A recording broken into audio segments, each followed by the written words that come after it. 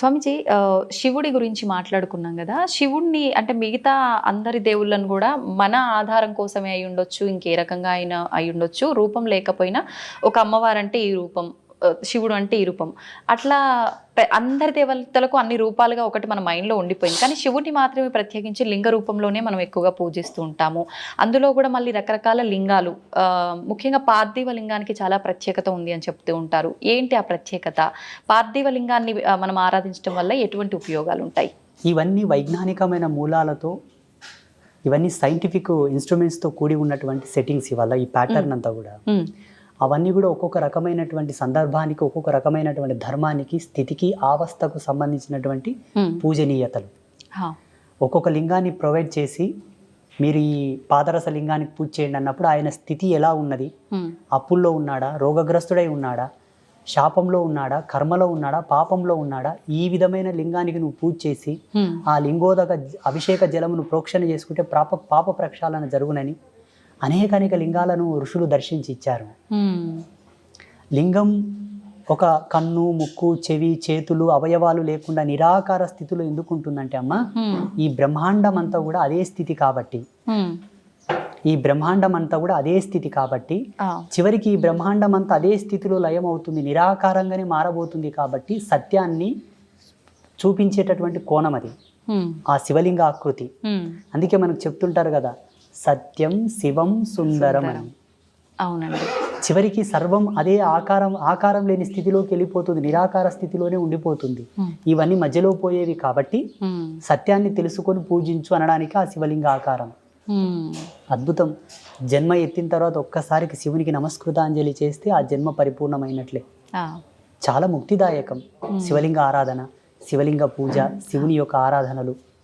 విశేషించి ఈ కార్తీక మాసంలో ప్రతి మహిళ సంధ్యా సమయమునందు, ప్రదోష కాలమునందు శివలింగము ముందు చక్కటి దీపాన్ని గనక వెలిగించి నమస్కారం చేసుకుంటే ఆమె ఇల్లు, ఆమె సంసారం పండుతుంది, చల్లగా ఉంటారు. చాలా విశేషమైన ఫలితాలు ఉంటాయి. స్వామీజీ, శివుణ్ణి పూజించే వాళ్ళలో చాలా మందిలో ఒక సందేహం ఉంటుంది, అది నాకు కూడా ఉంది. శివుణ్ణి ఆరాధించే వాళ్ళకి ఆయన అనుకున్నవన్నీ తీరుస్తాడు, కానీ ఎక్కువగా పరీక్షలు పెడుతూ ఉంటాడు, చాలా కఠినమైన ఇబ్బందులకు గురి చేస్తుంటాడు, ఆ తర్వాతే ఆయన ఏదైనా మనకి ఇవ్వదలిస్తే ఇస్తాడు అని చెప్పి అనుకుంటూ ఉంటాం. ఇది నిజమే అంటారా? శివుడు, విష్ణు, బ్రహ్మ, అమ్మ ఇక్కడ ఎవరు కాదు, దేవతలు కాదు ఈ కాన్సెప్ట్. జన్మ కష్టపడుతుందంటే దానికి ఒక విలువ ఉంటుంది. కారణం, మనకు విలువైనది ఏదైనా దక్కాలంటే అది దక్కే కోణంలో ఇబ్బందులతో అది దక్కింది అంటే దాని విలువ మనకు తెలవాలనే మనకు ఇబ్బందులు వస్తూ ఉంటాయి. దాని విలువ, దాన్ని అనుభవించడానికి మనకు ఒక అనుభవం కావాలి, దాన్ని ఆస్వాదించడానికి ఒక అనుభవం, ఒక గుణపాఠం కావాలి. అప్పుడే దాన్ని పరిపూర్ణంగా అనుభవించగలము. కాబట్టి కొన్ని ఇబ్బందులతో, ఒడిదుడుగులతో, కష్టాలతో, నష్టాలతో అది మనకు దొరుకుతుంది. ఇది మన జన్మను పరిపూర్ణతను చేయడానికే దేవుడు పెడతాడు. దేవుడు మనల్ని కష్టపెట్టాడు. ఒక అందమైన శిల్పం కనుబొమ్మలతో, కనురెప్పలతో సరళీకృతంగా తయారు కావాలంటే సమయం ఎక్కువనే పడుతుంది. అవునండి. నెమ్మదిగా చెక్కాల్సి ఉంటుంది. ఏదో 2 దెబ్బలు కొట్టి పాడేసామంటే తొందరగానే తయారవుతుంది. జీవితం కూడా అదే పారదర్శక సూత్రం పైన ఆధారపడి ఉన్నది.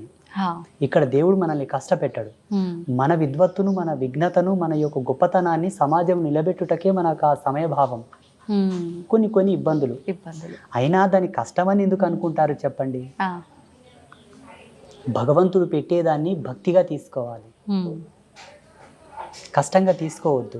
ధర్మశాస్త్రాల్లో ఒక మాట ఉన్నది, తల్లిదండ్రులు పెట్టేవి, తోబుట్టు అయిన చెల్లెలు పెట్టేవి, భగవంతుడు పెట్టేవి, గురువు పెట్టేవి పరీక్షలే అయినప్పటికీ అవి పరమార్థంగా స్వీకరించాలట, వాళ్ళు ముక్తిని పొందుతారు. మళ్ళీ అక్కకు, అన్నకు, తమ్ముడికి నియమం లేదు చూడండి, చెల్లి. అదేంటో కానీ చెల్లి, తల్లి, తండ్రి, గురువు, దైవం, వీళ్ళు పెట్టేవి పరీక్షలు కాదు. ఒకవేళ పరీక్షలే అయినప్పటికీ అవి పరమార్థములని స్వీకరించువాడు ముక్తిని పొందగలడు, ఈజీగా పొందుతాడు. జపతపాదులు చేయకుండా, యజ్ఞయాగాదులు చేయకుండానే ముక్తిని పొందుతాడు. స్వీకరించగలగాలి, భావించగలగాలి, భారం అనుకోకూడదట. మనం ఎన్ని మాట్లాడుకున్నా అది కొంచెం కష్టమే మానవులకి. ఏదైనా చిన్న కష్టం వచ్చిందనగానే భగవంతుని కూడా తిట్టేయడము, అసలు ఆ విచక్షణ అనేది కోల్పోతాం కాసేపట్లో. నిజంగా మనకు అదంతా ఒక లేవల్గా వెళ్ళాలి, సమన్వయంగా ఉండాలి, బ్యాలెన్స్డ్గా ఉండాలి లైఫ్ అని అంటే ఎలాంటి నియమాలు పాటించవచ్చు మెయిన్ అంటారు? ఆహార దోషం. ఆహార దోషం అనేది ఇక్కడ సమాజంలో ఎక్కువ అనర్థాలకు కారణం అవుతుంది. అందుకే ఆరంభం నుంచి వేదారంభ కాలం నుంచి కూడా శాకాహార భోక్తవ్యం చేయండి. శాకాహార భోక్తవ్యం చేత జన్మ పరిపూర్ణమైనటువంటి ఆలోచనలను సృజించుకోగలదు, తీసుకోగలదు, తనను తాను నియంత్రించుకునే కంట్రోలర్గా మారగలడు. ఆలోచన విధంగా వ్యవహారికంగా తనను తాను ఇంద్రియ నిగ్రహం వైపు మరలించుకోగలడు. అందుకే శాకాహార భోక్తవ్యం చేయండి. మనకు ధర్మశాస్త్రాల్లో క్లియర్గా చెప్పి ఉన్నారు ఋషులు, ఆహారం విహారం విచారం, నిద్ర ఆహారం బ్రహ్మచర్యం. ఈ మూడింటిని ఎవరైతే పాటిస్తారో వాళ్ళు నడిచే దేవుడు. ధ్యానం వల్ల కూడా సాధ్యపడుతుందా గురూజీ? ఆధ్యాత్మికత 3 కోణాల్లో ఉంది. భక్తి మార్గంతో కొందరు, ధ్యాన మార్గంతో కొందరు, జ్ఞాన మార్గంతో కొందరు, యోగ మార్గంతో కొందరు, త్యాగ మార్గంతో కొందరు. త్యాగం అన్నీ, అక్కడ భక్తి లేదు, పూజ లేదు, యోగ లేదు, ఏమీ లేదు.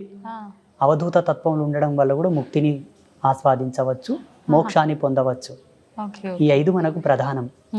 భక్తి మార్గంలో ఈ చాప్టర్ అంత వస్తుంది. కార్తీక దీపాలు, సోమవార వ్రతం, మంగళవార వ్రతం, బొట్లు పెట్టడం, మడిగట్టుకోవడం, నైవేద్యాలు అర్పించడం, పుష్పయాగం, హోమ ధూమాలు, ఇది భక్తి మార్గం. జ్ఞాన మార్గం అంటారా, భగవంతుడే సత్యమని ఎరంగి ఆయన యొక్క పారాయణలు చేయుట, ఆయన మంత్రోచ్చరణ చేయుట, ఆయన యొక్క కీర్తనలు పాడుట, ఆ కీర్తనల చేత భక్తిని ప్రచారం చేయుట, ఇది జ్ఞాన మార్గం. అయితే ఇప్పుడు ఈ ధ్యానం చేయడం అనేది, ఏకాగ్రత అనేది అందరికీ కరెక్ట్గా సరిపడదు. చాలా రకాల ఇంకా పిచ్చి పిచ్చి ఆలోచనలు వచ్చి ఇంకా వద్దు అని కూడా ఒక వైరాగ్యానికి వెళ్ళిపోతుంటారని అంటుంటారు. నిజంగా అందరికీ సాధ్యపడాలంటే ధ్యానంలో కూడా ఏమైనా చిన్న మెలకులు ఏమైనా ఉన్నాయంటారా? ధ్యానం చేయుట అందరికీ సమంజసమే, కానీ ఆ ధ్యానం నువ్వు చేస్తున్న పద్ధతి తెలియవలే ఫస్ట్. ఈ మధ్యలో చేస్తున్నటువంటి ధ్యాన కేంద్రాలు అనుకోండి, మెడిటేషన్స్ అనుకోండి, యోగా సెంటర్లు అనుకోండి, అవన్నీ కూడా సమ్ క్లాసెస్, టీచింగ్ ప్రాసెసెస్ తప్ప పరిపూర్ణమైనటువంటి విద్వత్తును అవి తీసుకురావు, ఎరుకలోకి అవి తీసుకురావు, అది పరిపూర్ణత చెందించవు. మేము ఒక ధ్యాన మార్గంలో, ఒక యోగ మార్గంలో ఉన్నవాళ్ళం కాబట్టి టీవీలలో, వీడియోలలో చూస్తూ ఉంటాము.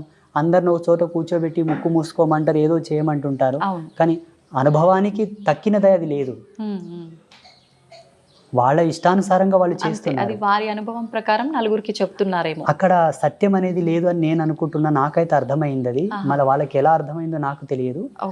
ఋషి పరంపరానుగతంగా అయితే అక్కడ జరగటం లేదు. చూడమ్మ, ఒకటే మాట, యథాతథముగా వాస్తవికతను గనక పాటించిన వాడు లాభాలు పొందుట తథ్యము. అవాస్తవాన్ని, అభూత కల్పనలు గనక నువ్వు పాటించినావు అనుకో, పిచ్చోస్త తప్ప లాభం రాదు. అవునండి, ఇది సత్యం. ఇది అందరూ గ్రహించగలగాలి, ప్రేక్షకులు కూడా. అంత మాత్రానికి ఏదైనా లాభం ఉన్నా అవాస్తవానికి అది లైఫ్ లాంగ్ అనేది ఉంటుంది అని చెప్పలేం. ఏదో ఒక రోజు అది బయట పడిపోతుంది, దానికి తగ్గ ప్రతిఫలం వాళ్ళు అనుభవించాల్సి వస్తుంది. ఇప్పుడు కార్తీక మాస శుభ సందర్భాన మీరు ఇక్కడికి రీచ్ చేశారు కాబట్టి, కార్తీక మాసంలో దుర్గావ్రతం ఒకటి ఉన్నది.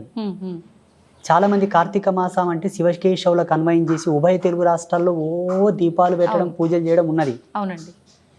శివకేశవుల యొక్క ధర్మపత్నులు కూడా ఒక వ్రతం చేశారు కార్తీక మాసంలో. ఎవరి వ్రతం చేశారు? మీరేమో కృష్ణుడు దేవుడు, రాముడు దేవుడు అంటున్నారు. వాస్తవంగా రాముడు, కృష్ణుడు ఇద్దరు కూడా దేవతలే, దేవుళ్ళే. ఋషులే వాళ్ళకు యజ్ఞ పట్టం ఇచ్చారు, యోగదత్తం చేశారు. నేను కూడా చెప్తాను. శ్రీకృష్ణ పరమాత్మ యొక్క ధర్మపత్ని సాక్షాత్తు లక్ష్మీ అంశ సంభూతురాలైన రుక్మిణీదేవి కూడా కొందరు వ్రతాలు చేసింది. ఎవరి వ్రతం చేసింది? తన పతియే దైవము కదా, మళ్ళీ ఎందుకు వ్రతం చేయాలి రుక్మిణీదేవి? చెప్పండి. పార్వతీదేవి కూడా వ్రతం చేసింది, కాత్యాయని దేవి వ్రతం చేసింది, శ్రీమన్ మహాలక్ష్మి వ్రతాలు చేసింది. ఎవరి వ్రతం చేశారు? వాళ్ళ పతులే దైవములు కదా. ఇంద్రుడి యొక్క భార్య కూడా వ్రతం చేసిన శచీదేవి. అష్టదిక్పాలకుల యొక్క ధర్మపత్నులు కూడా వ్రతాలు చేశారు. దేవ ప్రాజాపత్య ధర్మములందరూ, ఆ ధర్మపత్నులందరూ కూడా వ్రతాలు చేశారు. ఋషిపత్నులు కూడా వ్రతాలు చేశారు. వ్రతం ఎవరికి చేయబడుతుంది? నోములు ఎవరికి చేస్తారు? భగవంతుడికే చేస్తారు, పురుష దేవతలకు లేవు. అంటే అందరినీ సృష్టించింది ఆదిపరాశక్తి లలిత అమ్మవారు కాబట్టి ఆమెకు సంబంధించిన వ్రతం ఏదైనా ఉందా? ఎగ్జాక్ట్లీ. అస్తు అస్తుమే సదాశివో అస్తు, ఇది సత్యం. కానీ ఎక్కడ చేస్తున్నారు ఇప్పుడు? చేయట్లే. సత్యాన్ని కనుమరుగు చేశారు కావాలని. అందుకే జనాలకు ఆధ్యాత్మికత రుచించటం లేదు. మీరు అన్నట్టుగా కన్ఫ్యూజన్లోకి వచ్చేసి అవును అవును వైరాగ్యం వచ్చి ఈ దేవుళ్ళొద్దు ఈ ఫోటోలొద్దు తీసేయని రాని పక్క కానీ గమ్మున కూర్చుంటున్నారు. నిజమండి. అవును. పోనీ తీసేసినంత మాత్రాన వాళ్ళు ఏమైనా ముక్తిని పొందేదరా? లేదు. అంత్రపిశాసులై తిరుగుతారు సచ్చినాక, హ్మ్. గాలిలో దయ్యాలలాగా తిరుగుతారు. హా. ఎన్ని పిండ ప్రదానాలు చేసినా, ఎన్ని శ్రద్ధా తర్పణాలు చేసినా, హ్మ్. ఎన్ని దాన సంస్కారాలు చేసినా వాళ్ళ ఆత్మలకు మోక్షం రాదు, రిజర్వేషన్ రాదు, తిరుగుతూనే ఉంటారు. హా. అది మరీ దుర్భర్మం, మరీ ఘోరం. అది ఆ. ఇదన్నా బాగుంది కానీ అది భయానకం. అది భయానకం. అయితే స్వామీజీ, చాలా మంది ఇప్పుడు ఈ సాధన, ధ్యానము ఇలాంటివి చేయడం వల్ల హిమాలయ ప్రాంతాల్లో కొన్ని వందల సంవత్సరాలు కూడా జీవంతో ఉన్న ఋషులు, సాధువులు ఇలాంటి వాళ్ళు ఉన్నారని చెప్తుంటారు కదా, నిజంగా అంత సాధ్యపడుతుందంటారా వీటి వల్ల? 100%. రేపు జనవరి నెల చివరిలో కుంభమేళ స్టార్ట్ అవుతుంది. మీరు దయచేసి మీ ఐ డ్రీమ్ మీడియా వాళ్ళు వెళ్ళండి, లేదంటే నాకు అక్కడ కలవండి, నేను కలుస్తాను. మీకు ఎంత మందిని కావాలో అంతమందిని పరిచయం చేస్తా, వాళ్ళతో రిక్వెస్ట్ చేస్తాను, మీతో మాట్లాడిస్తాను, ఎన్నేళ్ళు బతికినావు చెప్పప్ప అని చెప్తా. ఇప్పుడు మాలాంటి వాళ్ళు చెప్తే కొంతమంది కామెంట్లు పెడుతున్నారు, ఏ ఇంకో పిచ్చోడు వీడు ఎట్లా బతుకుతారు నాయన, ఇది సైన్స్కే విరోధం కదా అంటున్నారు. నీ సైన్స్ కంతు చిక్కని మిస్టీరియస్ చాలా ఉన్నాయి. గీజా పిరమిడ్ మీద ఇంతవరకు ఏ సైంటిస్టు రీసెర్చ్ చేయలేదు. ఔరంగాబాద్లో ఉన్న కైలాస టెంపుల్ మీద ఏ సైంటిస్టు రీసెర్చ్ చేసి రికార్డ్ ఇవ్వలేదు. వీటి గురించి మీకెందుకయ్యా? మీకేమైనా ఆధ్యాత్మికంగా పట్టున్నదా? సాధన మర్మములు తెలుసా మీకు? యోగ మూలాలు తెలుసా మీకు? ఒక తాబేలు కానీ చేప కానీ నీళ్ళల్లో గంటల కొద్దీ ఉండగలదు. నువ్వు ఉండగలవా? లేదు. దాని శారీరక నిర్మాణ స్థితి, దాని శైలి, దాని జీవన విధానం అది అవలంబించుకుంటున్నది. యోగ మార్గంలో కొన్ని మెలకువలు ఉన్నవయ్యా, వాటితో వాళ్ళు శరీరాన్ని అట్లా మలుచుకొని బ్రతుకుతున్నారు, లక్షల సంవత్సరాలు బ్రతుకుతున్నారు. అవి సామాన్యులకు కూడా సాధ్యపడతాయంటారా? అలా జీవించగలగాలి. శరీరాన్ని ఎన్నో వ్యయప్రయాసాలకు, ఒడిదుడుగులకు ఓడ్చుకొని శరీరాన్ని క్రమబద్ధీకరించి బెండ్ చేయాలి, మడచాలి దాన్ని. చాలా రిస్క్తో కూడుకున్నది. చాలా. మీకు లైవ్లో ఇప్పుడు మీరు చాలా రేర్గా నాకు పరిచయం అయ్యారంటే ఈ మధ్యలో పరిచయం అయ్యారు. ఇక్కడ సమీపంలో యానగుంది క్షేత్రం ఉంటుంది, మాణికేశ్వరి మాత. అమ్మ 82 సంవత్సరాలు నిరాహార యోగినిగా ఉండే మొన్నటి వరకు. 2 సంవత్సరాలు అయింది అమ్మ శివైక్యం చెంది, అంటే జీవ సమాధి అయింది. మొన్నటి వరకు అమ్మవారు చెప్పింది, నేను ఈ కలియుగంను వీడిపోతున్నాను, కలియుగంకు ఒక మహమ్మారి వస్తుంది చూడని. అమ్మవారి సమాధి చెందిన వారంకే కరోనా ప్రవేశించింది భారతదేశంలో. ఇంతకంటే లైవ్ సాక్ష్యం ఏం కావాలి? ఆమెకు తెలుసు కదా ఈ మహమ్మారి వస్తుందని. అమ్మ ఇంకొక మాట కూడా అన్నది, ఏంటండి? ఊరుకో పతివ్రత ఉంటే ఊరు పొలిమేరకు ఏ విఘాతం జరగదట. ఆ పతివ్రత ధర్మంతో ఊళ్ళో ఒక సాధువు ఉంటే ఆ ఊరికి ఏ విధమైన అనర్థాలు జరగవట. అలాగే ఈ భారతీయ భౌగోళిక స్థితికి మాలాంటి తాపసులు అడ్డున్నారా, అందుకే మహమ్మారులు ప్రవేశించటం లేదు. నేను వెళుతున్నాను, వస్తుంది మహమ్మారి, దీన్ని ఆపగలిగినటువంటి యోగకర్తం ఏదైనా చేయండి అన్నది అమ్మవారు. వాస్తవంగా అమ్మవారు పోయినమ్మనే భారతదేశంకి కరోనా వచ్చింది. అంతకన్నా ముందు వేరే దేశాల్లో నా తాండవం ఆడింది మొత్తం. అమ్మవారు చెప్పిన వాక్కును అనుసరించే మన పీఠంలో గోమాత కళ్యాణం చేసి లోక కళ్యాణానికి ధారపోసాం ఆ యజ్ఞశక్తిని. మళ్ళీ కరోనా వెళ్ళిపోయింది. ఈమె పిచ్చిగా అనిపించవచ్చు కానీ ఈ స్పిరిచువాలిటీ డిపార్ట్మెంట్ అంతా కూడా నేచర్ కంట్రోలర్ సిస్టమ్స్ ఇవన్నీ. ప్రకృతిని మేము కంట్రోల్ చేస్తాం, మీకు చేత కాదు. మిమ్మల్ని ప్రకృతి కంట్రోల్ చేస్తుంది, ఇంతే తేడా. స్వామీజీ, ఇలా అంటే ముందే ఏదైనా జరగబోతుంది అంటే, ఇప్పుడు ఆ మాతాజీ గారు చెప్పినట్టు కొన్ని చెప్తూ ఉంటారు, నిజంగా జరిగినవి కూడా చూస్తుంటాము. మళ్ళీ అలాంటిది ఒక బ్యాక్టీరియా రాబోతుంది అని కొంతమంది చెప్తున్నారు. లేదు అంటే రకరకాల ప్రళయాలు రాబోతున్నాయి అని చెప్పి, మొన్న రీసెంట్గా అక్కడ జల ప్రళయాలు జరిగాయి కదా, అలాంటివి కేరళ సైడ్, అలాంటివి మళ్ళీ మన దగ్గర కూడా వచ్చే అవకాశాలు ఉన్నాయని చెప్పి, చాలా ప్రాణ నష్టం కూడా జరుగుతుందని చెప్పి కొంతమంది చెప్పారు ఆ మధ్యకాలంలో. మళ్ళీ అలాంటివి ఏమైనా రాబోతున్నాయంటారా? ఈ భారతదేశం చాలా గొప్పది, మనమందరం గర్వపడాలి. ప్రపంచమంతా అతలాకుతలమైపోయిన భారతదేశానికి ఏమీ జరగదు. కాలధర్మ సిద్ధాంతంలో మనము కొంత ఏగవలసి ఉంటే ఏమో అట్లా వచ్చిపోతాయి తప్పిస్తే మనకు ఏ భయము లేదు. ఎందుకంటే మన దేవాలయ వ్యవస్థ అంత గట్టిది. చూడండి, భవిష్యత్తులో ఒక 10-15 సంవత్సరాల్లో జరగబోతుంది ఇది. ఏంటంటే ప్రపంచమంతా స్వేచ్ఛావాయువులు పీల్చుకోవడానికి భారతదేశానికి వలస రాక తప్పదు. బుక్కెడు గాలి పీల్చుకొని వస్తాం, ఇండియాకు పోయాను వస్తారు చూడండి. అవునా? ఆల్రెడీ స్టార్ట్ అయిపోయింది. ఈ భారతదేశం చాలా గొప్పది, అందులో మన హిందూయిజం చాలా గొప్పది. ఈ ధర్మాన్ని ఎందుకు కాపాడమంటున్నామంటే భావి తరాలకు మీరు కోట్లు గడించి ఇవ్వక్కర్లా, ధర్మాన్ని ఇవ్వండి చాలు. అంతే. ఎలా ఇవ్వాలి ధర్మాన్ని? ఆ, నీ పిల్లలకు చెప్పాలి, ఒరేయ్ నువ్వు పుట్టుకతోనే ధర్మం నీ పక్కన పుట్టిందిరా, కారణం నువ్వు పుట్టుకతోనే పురుడు చేసినాం, పురుడు ఎక్కడి నుంచి వచ్చింది? సనాతన ధర్మం నుంచి వచ్చింది. అవును. నీకు నామకరణం చేసినాం, నీ పుట్టుకతోనే ధర్మం నీ తోబుట్టు అయిందిరా. ఉమ్, ధర్మం నీ చెల్లెలు లాంటిది, అక్క లాంటిది, అన్న లాంటిది, తమ్ముడు లాంటిది. ఆ, వాళ్ళకి ఏమైనా జరుగుతూ ఉంటే చూస్తూ ఊరుకుంటావా మూర్ఖుడా? ధర్మ విఘాతం ఎక్కడ జరిగినా నువ్వు పోరాడాలని అని చెప్పి పిల్లలకు మనం మోటివేట్ చేయాలి. ఆ, మళ్ళీ అంతే కదమ్మా, పుట్టినప్పటి నుంచి మనకు ధర్మంతోనే కదా అన్ని నేర్పు. అవును అవును. అక్షరాభ్యాసము, ఉపనయనము, ఉమ్, యజ్ఞోపవీతము, అవును. ఇవన్నీ మనకు ధర్మంలోని భాగాలే కదమ్మా. సంస్కృతి ఇచ్చింది మనకు, అవును. టెక్నాలజీ ఇవ్వలే. ఉమ్. టెక్నాలజీ మనం ఇచ్చిందా? లేదండి, మనం నిత్యం అనుభవించే వాటిలో ఇప్పుడు మీరు చెప్పినట్టుగా పుట్టుక నుంచి చావు వరకు ప్రతిదీ ధర్మంతో సైన్స్తో కూడి ఉంది.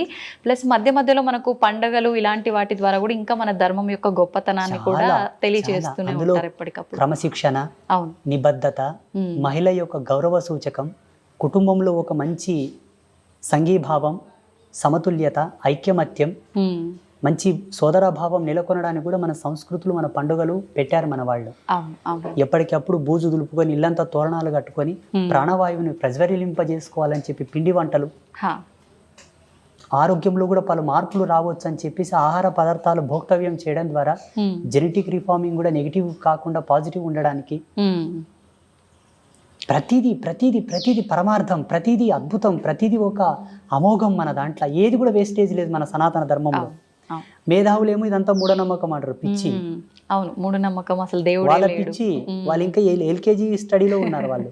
ఆ, నా దృష్టిలో వాళ్ళు చిన్నపిల్లలు, నా దృష్టిలో, నా భావనలో. మూఢనమ్మకం అనడానికి సనాతన ధర్మంలో ఏమీ లేదమ్మా. నిమ్మకాయ తీసేసినా కూడా అది నమ్మకమే, ఒక విశ్వాసం, దాంట్లో విఘ్నత ఉన్నది, విజ్ఞానం ఉన్నది. హా, నిమ్మకాయలు తీసేయడం, గుమ్మడికాయలు దిష్టి తీయడంలో కూడా అవును అవును. విజ్ఞాన ఫార్ములాస్ నేను చూపిస్తా. ఉమ్, రమ్మని నాతోనికి జన విజ్ఞాన వేదిక పెద్ద మనిషి వస్తాడు, హా, మీరు రీసెర్చ్ చేయలేదు దాని మీద. హా.